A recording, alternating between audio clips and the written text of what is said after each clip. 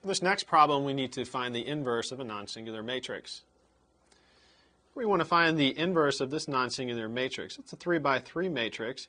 The first step that we want to do is to augment this matrix with the appropriate identity matrix. Since this is 3 by 3, we want to augment the 3 by 3 identity matrix. That's what we've done here. So we've got our original matrix here, B, and then we've augmented this 3 by 3 identity matrix. The next thing we need to do is use row operations to get the identity matrix on this side. As we perform the same operations on the entire row, the resulting matrix over here is going to be our inverse matrix. First thing we'd like to do is get a 1 in this upper corner, which we already have. The next step is to get zeros beneath it. To do that, we need to multiply our first row by -2 and add it to our second. So our new row 2 will be -2 times row 1 plus row 2. At the same time, we can get a 0 in the third row. Our new row 3 will be -2 times row 1 plus row 3. We just need to perform those operations. We're not changing our first row, so we just rewrite that. To get our new second row, we perform this indicated operation, and we get this result. And we'll double check that. -2 times 1 is -2, plus 2 gives us 0. -2 times -1 is 2, plus 5 gives us 7.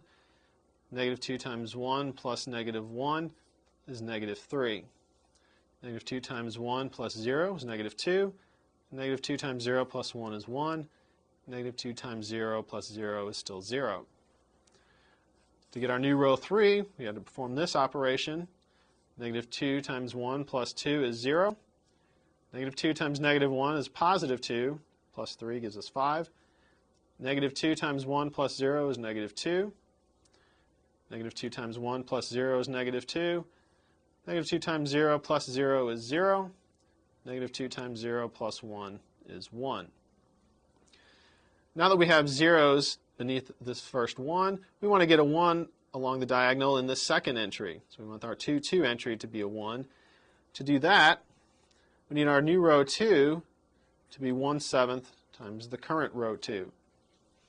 We're not going to change our first or third row, so we're just going to rewrite them, and we get this result. Here's our first row and our third row just rewritten. To get our new second row, we perform this operation. 1/7 times 0 is still 0. 1/7 times 7 is +1. 1/7 times -3 is -3/7. -2 times 1/7 is -2/7. And 1 times 1/7 is 1/7. 0 times 1/7 is 0. We need to move on to another sheet of paper to continue finding our inverse. Here we've rewritten our last matrix from the previous page. We've got our 1 here and our 2 entry. Our next step is to get a 1 below this, and a 0 below the 1 and a 0 above the 1. To do that, our new row 1 is going to just be row 2 plus row 1. Just add these together to get that 0.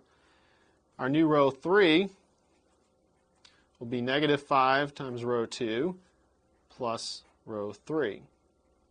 We're not changing our second row, so we're going to be able to just rewrite that. We'll get this result. Notice our second row is the same.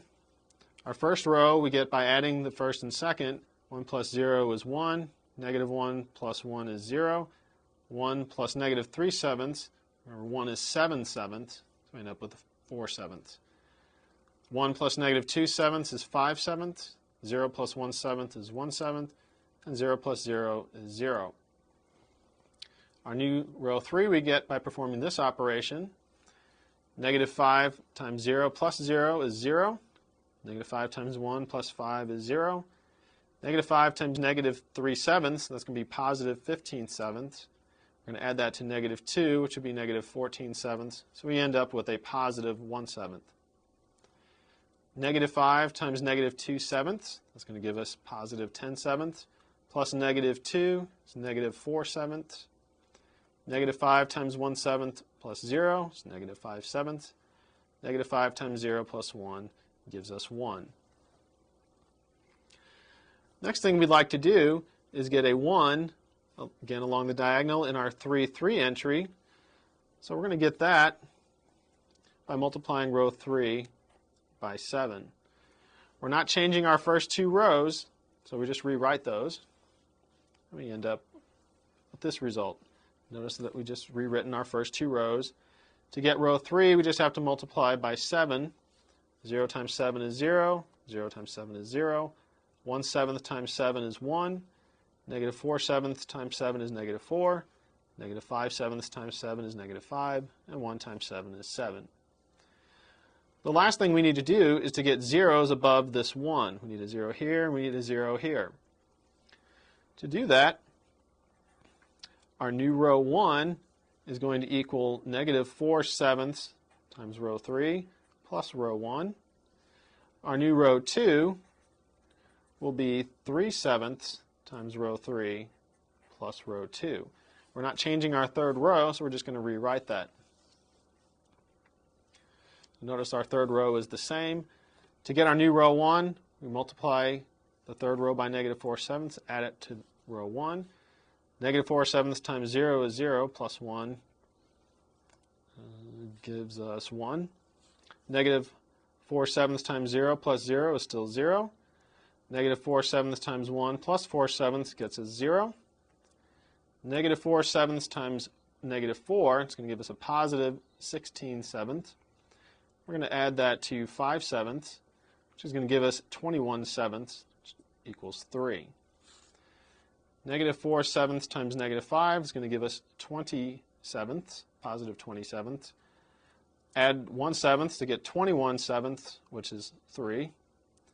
Negative 4/7 times 7 is negative 4, plus 0 is negative 4. Same idea here for row 2, except we multiply row 3 by 3/7 and add it to row 2. 3/7 times 0 plus 0 is still 0. 3/7 times 0 plus 1 is 1. 3/7 times 1 plus negative 3/7 gets us our final 0. 3/7 times negative 4, that's negative 12/7, plus a negative 2/7 is negative 14/7, which ends up being negative 2. Negative 5 times 3/7 is negative 15/7. We're going to add 1/7, which gives us negative 14/7 again, which is negative 2. 7 times 3/7 is 3, plus 0 gives us 3.